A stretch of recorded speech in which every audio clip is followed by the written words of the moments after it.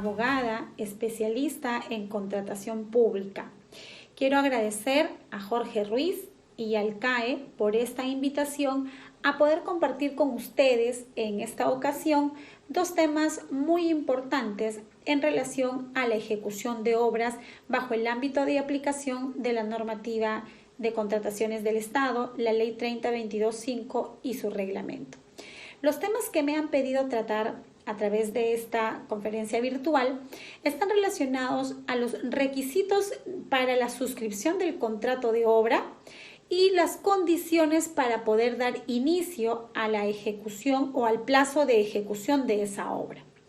Y vamos a verificar, ya hablando sobre el tema en concreto, que la norma de contrataciones establece que para el caso de ejecución de obras, adicionalmente a los requisitos establecidos en el artículo 139 del reglamento que se utiliza para la suscripción de contrato de bienes y servicios, adicionalmente a estos requisitos establecidos en este artículo que se refieren a las vigencias de poder, a las garantías, al código de cuenta interbancario y adicionalmente en el caso de obras a los documentos para acreditar los requisitos de calificación. Adicionalmente a estos requisitos establecidos en el artículo 139, en el caso de obra debemos tener en cuenta los requisitos establecidos en el artículo 175 del reglamento. Y vamos esta tarde a conocer cuáles son esos requisitos. El primer requisito está relacionado a la constancia de capacidad libre de contratación. La constancia de capacidad libre de contratación es un documento emitido por el Registro Nacional de Proveedores a cargo del OCE. Recordemos que el Registro Nacional de Proveedores asigna a los contratistas y a los ejecutores de obra una capacidad máxima de contratación que es el monto por el cual están permitidos a suscribir contratos con las entidades públicas. Este monto, esta capacidad máxima de contratación se va reduciendo conforme los contratistas declaren contratos suscritos y se va devolviendo esa capacidad conforme vayan haciendo sus declaraciones de récord de obra. Lo que se le solicita al contratista o al futuro contratista en este caso es la constancia de capacidad libre de contratación, es decir, la capacidad disponible con la que cuentan para suscribir ese nuevo contrato.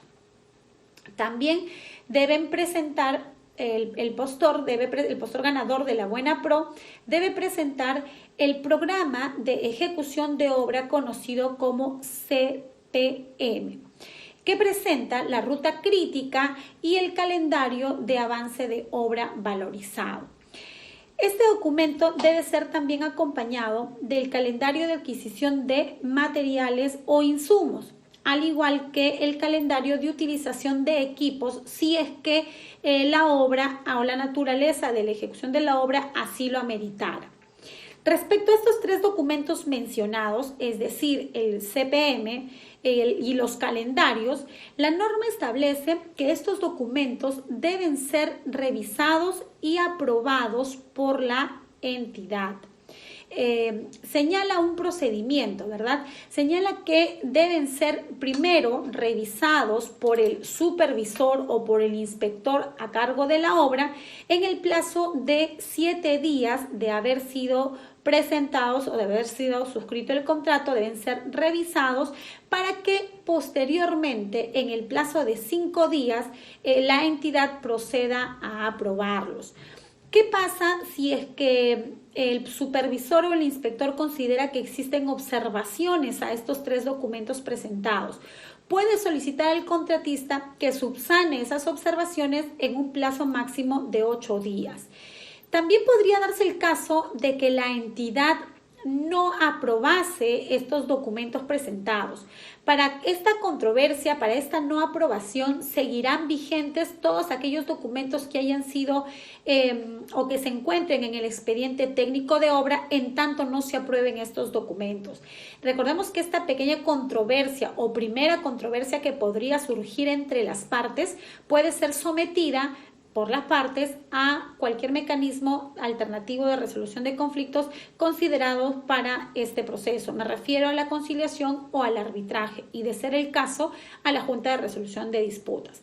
Tenemos entonces aquí que podríamos encontrar una de las primeras controversias que podrían surgir durante la etapa posterior a la suscripción del contrato. Recordemos que aún no podríamos hablar del inicio de la ejecución del contrato de obra, porque justamente vamos a verificar que ese inicio de la ejecución de la obra se va a dar todavía 15 días posteriores, cuando la entidad cumpla con ciertas condiciones. Regresando entonces a los requisitos para la suscripción del contrato, tenemos que, además de estos documentos indicados, el contratista debe presentar 2 documentos y va a depender de que la obra haya estado sujeta al sistema de precios unitarios o al sistema de suma alzada. En el caso que la obra haya estado sujeta al sistema de precios unitarios, lo que corresponde presentar en este caso será el análisis de costos unitarios de las partidas y el detalle de gastos generales que dieron origen a su oferta. Y en el caso de que la obra haya estado sujeta al sistema de suma alzada, lo que deberá presentar será en este caso el desagregado de partidas que dieron origen también a la propuesta presentada. Pues bien, con todos estos documentos presentados por el contratista o por el futuro contratista, porque si no suscribe el contrato todavía no podríamos llamarlo contratista, con todos estos documentos presentados, la entidad procede a realizar los trámites para la suscripción del contrato. Una vez suscrito el contrato entre las partes, entre la entidad y ya el contratista, se entiende, por ejemplo, que en el caso de bienes y servicios, la ejecución del plazo se da inmediatamente al día siguiente de suscripción del contrato o al día siguiente del cumplimiento de las condiciones que se hayan establecido en las bases o en el contrato. A diferencia del caso de bienes y servicios, en el caso de obras, la norma establece a través de su artículo 176 ciertas condiciones indispensables que deben ser cumplidas por la entidad para poder recién empezar a computar el plazo de ejecución de la obra. ¿Y qué es lo que establece este artículo 176? Ese artículo 176 señala textualmente que el inicio del plazo de ejecución de obra rige a partir del día siguiente en el que la entidad haya cumplido con las siguientes condiciones. Y no solamente establece condiciones, sino que además le establece un plazo para que la entidad pueda cumplir estas condiciones. ¿Cuál es el plazo? 15 días después de suscrito el contrato. Tenemos entonces que cuáles son esas condiciones. Tenemos como primera condición que la entidad notifique al contratista quién es el inspector o el supervisor de la obra que él va a ejecutar. Recordemos que en toda obra, de manera permanente, debe contarse ya sea con un inspector o con un supervisor, dependiendo de los topes del procedimiento o del monto de la ejecución de la obra. El caso del inspector es un funcionario, un servidor de la entidad que puede desempeñar esta actividad. En el caso del supervisor va a ser una persona natural o jurídica que haya sido específicamente contratada a través de un procedimiento de selección, si es que el monto así lo corresponde, para realizar el trabajo de supervisor de obra. Entonces, indistintamente de que sea inspector o supervisor, la entidad debe proceder a notificar al contratista quién será el inspector o el supervisor. Recordemos también que en aquellos casos en los que la norma exija la presencia de un supervisor, pero que la entidad todavía se encuentre en pleno procedimiento de selección para escoger a su consultor de obras, a su supervisor de obras, podría designar un inspector o un conjunto de inspectores, es decir, trabajadores de la entidad, para que puedan, en este caso, hacerse cargo de la obra en tanto termina el procedimiento de selección para elegir a ese supervisor. Así lo tiene previsto la norma de contrataciones, con la finalidad de no demorar en todo caso el inicio del plazo de ejecución de obra. Otra condición que debe cumplir la entidad para poder dar inicio a este plazo de ejecución de obra es que haya hecho entrega total o parcial del terreno o el lugar donde se va a ejecutar la obra. Y es que este es un requisito indispensable, porque si el contratista no tiene en su disponibilidad el lugar o el terreno donde se va a realizar la obra, pues no va a poder realizar ninguna actividad. Por eso la norma contempla incluso la posibilidad de poder hacer entrega total o poder hacer entrega parciales según lo que hayan pactado o según lo que se haya establecido en el expediente técnico de obra. Habrán casos en los que sí será posible las entregas parciales, por ejemplo, de ambientes, para que puedan realizar los trabajos. Lo cierto es que la entidad debe cumplir con la obligación de hacer entrega total o parcial de el terreno o el lugar donde se va a ejecutar la obra. Para ello se suscribe un acta de entrega del terreno. Otro requisito u otra condición que establece la norma a través de este artículo 176 que establece a la entidad es que la entidad deba proveer el calendario de entrega de materiales e insumos. Esto siempre y cuando la entidad se haya obligado a proveer de estos materiales o estos insumos, porque si no es obligación de la entidad, entonces será una obligación del contratista y no será necesario que la entidad cumpla con dicha condición. También es necesario que la entidad haya hecho entrega al contratista del expediente técnico de obra completo. ¿Y a qué se refiere cuando menciona el expediente técnico de obra completo? Puede pasar que en el transcurso del procedimiento de selección de la ejecución de obra, allí donde ese postor ganó la buena pro y suscribió el contrato, se hayan presentado consultas y observaciones. Y producto de estas consultas y observaciones, el expediente técnico de obra haya sido modificado. De haber sucedido ello, a la suscripción del contrato y dentro del plazo de los 15 días, la entidad debe entregar al contratista ese expediente técnico de obra completo, es decir, el modificado. Muy bien. También la entidad necesita o debe cumplir con lo siguiente, con haber otorgado el adelanto directo al contratista de acuerdo a lo que establece la norma en su artículo 181. ¿Y qué es lo que establece el artículo 181? El artículo 181 establece que cuando se haya pactado en las bases la posibilidad de que la entidad entregue al contratista el adelanto directo, el contratista debe proceder a solicitar ese adelanto dentro del plazo de 8 días siguientes a la suscripción del contrato. Y la entidad está en la obligación de hacer entrega de ese adelanto directo en el plazo máximo de 7 días. Fíjense ustedes, 8 para solicitar el adelanto y 7 para entregar ese adelanto de forma tal que calcen estos 15 días que tiene la entidad para cumplir con todas las condiciones para dar inicio al plazo de ejecución de obra. Entonces, el requisito también es que la entidad haya hecho entrega de este adelanto directo. Debemos precisar que la norma también hace una salvedad. Menciona de que en los casos en los que las bases hayan solicitado el otorgamiento de un fideicomiso, entonces no será necesario este requisito del adelanto directo. ¿Y ello por qué?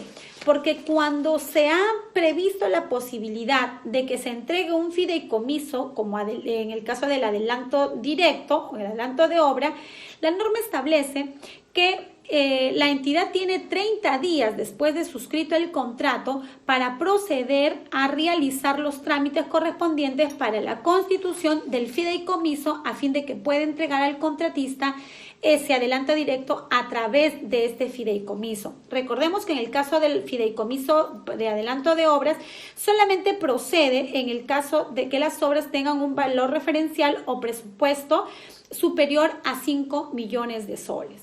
Entonces, cuando el fideicomiso se va a producir en el caso de la ejecución de la obra, no será requisito o condición para el inicio del plazo de ejecución de obra que la entidad haya hecho entrega del adelanto.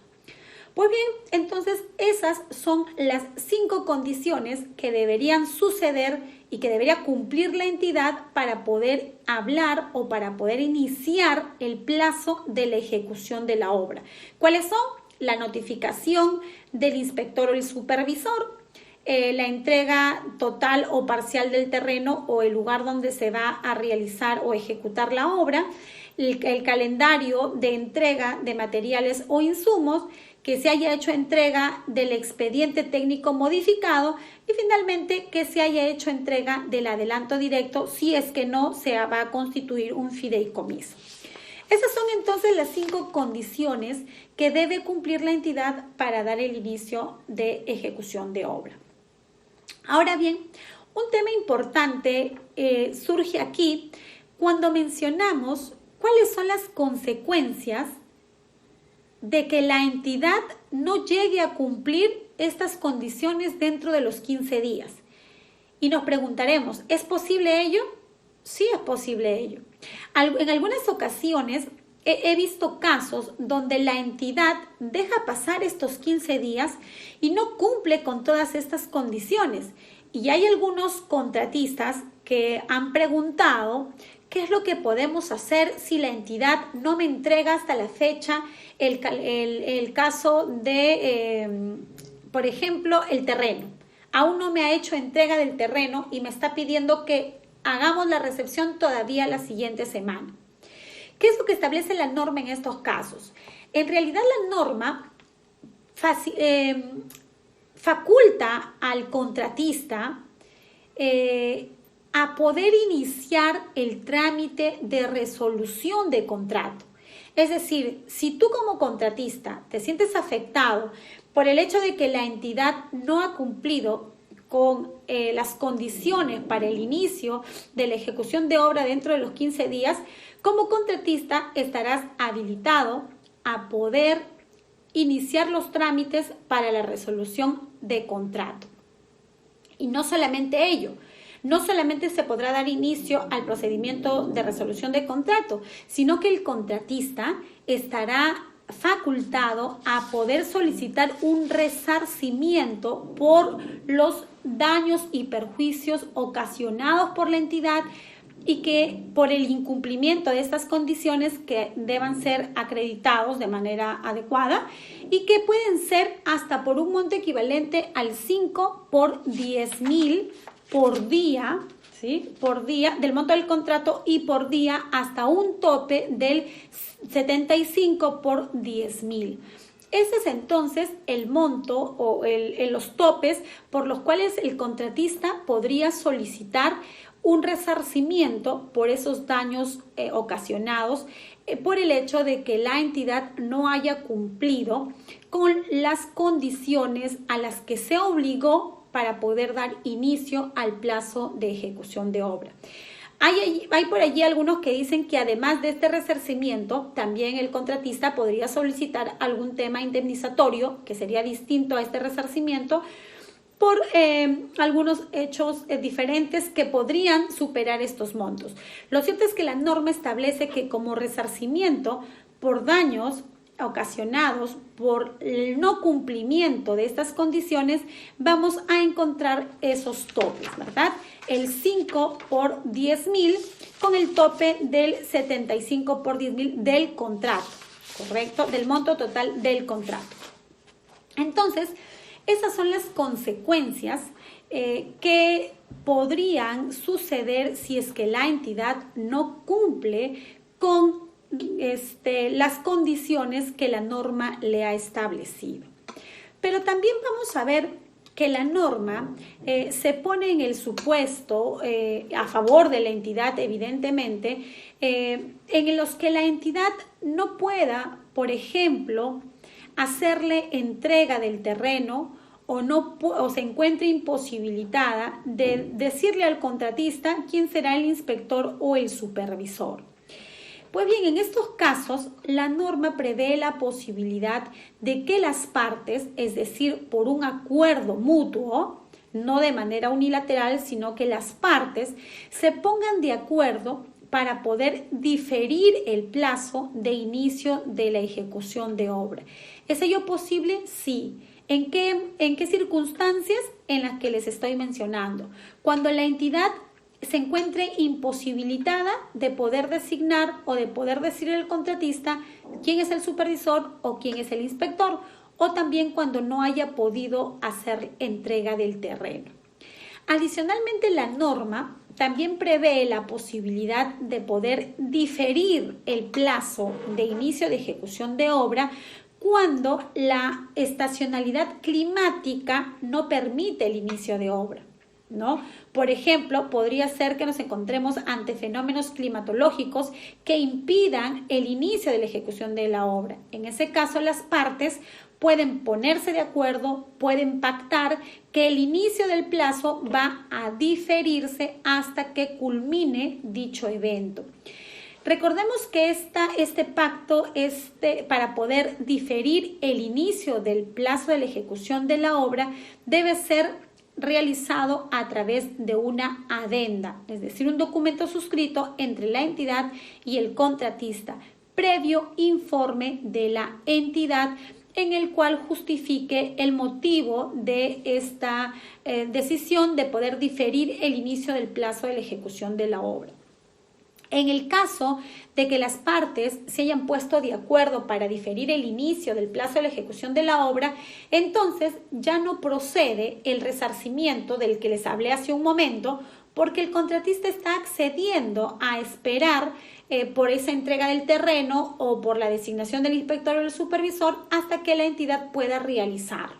En ese caso, entonces, no procede ya el resarcimiento porque no se habría generado un daño o porque el contratista habría validado la actuación de la entidad y le estaría otorgando más tiempo para que puedan cumplirse con esas condiciones. Tampoco procede o en todo caso se suspende el trámite de la entrega del adelanto directo si es que las partes acuerdan suspender el inicio, no suspender, sino diferir el inicio del plazo de ejecución de la obra. ¿Por qué es importante diferenciar ahora que mencioné la palabra suspensión? Porque hay quienes confunden la suspensión del plazo de ejecución de obra con el tema de diferir el inicio del plazo, que son situaciones muy distintas. El tema de diferir el plazo de inicio se da cuando todavía la obra no ha iniciado, no ha empezado a correr el plazo de ejecución contractual. En esos casos, y por lo que les estoy mencionando, se podría ordenar el tema de diferir el inicio del plazo. Sin embargo, cuando ya hablamos de la suspensión, estamos hablando de que el plazo de la ejecución de la obra ya ha iniciado y que por motivos expresamente señalados en la norma, entre ellos está el tema del pago de las valorizaciones o por motivos que no correspondan a las partes, puedan suspender ese plazo de ejecución, como por ejemplo las situaciones que estamos viviendo ahora, ¿no? Podría en muchos casos ameritar que esta pandemia, esta orden de aislamiento genere que evidentemente no se pueda cumplir con el plazo de ejecución de obra y por lo tanto las partes puedan pactar la suspensión, que es un tema distinto a lo que yo les estoy mencionando en esta ocasión, que es diferir el inicio del plazo de ejecución de obra.